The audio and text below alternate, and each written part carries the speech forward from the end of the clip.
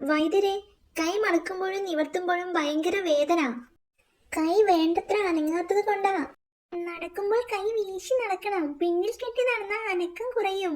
ഞാൻ വീശി കൊടുത്താ മതിയോ? പിന്നെ രസമുള്ള ഒരു ചികിത്സ പറഞ്ഞു തരാം. മരത്തിലടി. മരത്തിലടിയോ? ഒരു വടിയെടുത്ത് ഏതെങ്കിലും മരത്തിൽ 100 തവണ അടിക്കുക. 100 തവണ കൈ വീശിയാലും മതി. പക്ഷേ അടിക്കുമ്പോൾ കുറെ കൂടി രസമല്ലേ, ബോറടി ഉണ്ടാവില്ല.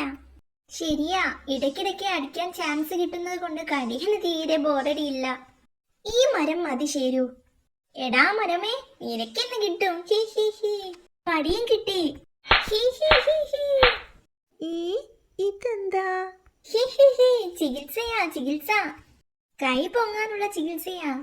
ഇങ്ങനെ തല്ലിയ കൈ പൊങ്ങുമോ? പൊങ്ങും പൊങ്ങും. 100 തവണ തല്ലണം. മൂങ്ങ വൈദ്യരുടെ ചികിത്സയല്ലേ? കണ്ടാലേ അറിയാം ഇത് ഫലിക്കുന്നുണ്ട്. ഞാനും ഒന്ന് പരീക്ഷിക്കട്ടെ. ഹാവൂ, 100 ആയി. ഇനി നാളെ ആ കഴുത കൈ പൊക്കാൻ പോയിട്ടുണ്ട്. അതവനാ.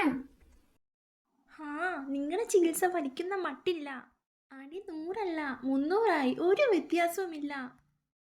നിങ്ങൾ തല്ലിയ മരം കൈയും പൊക്കി നിൽക്കുന്നത് ഞാൻ കണ്ടതാ. ഈ മരത്തിനാണെങ്കിൽ ഒരു കൂസലുമില്ല. ഹേ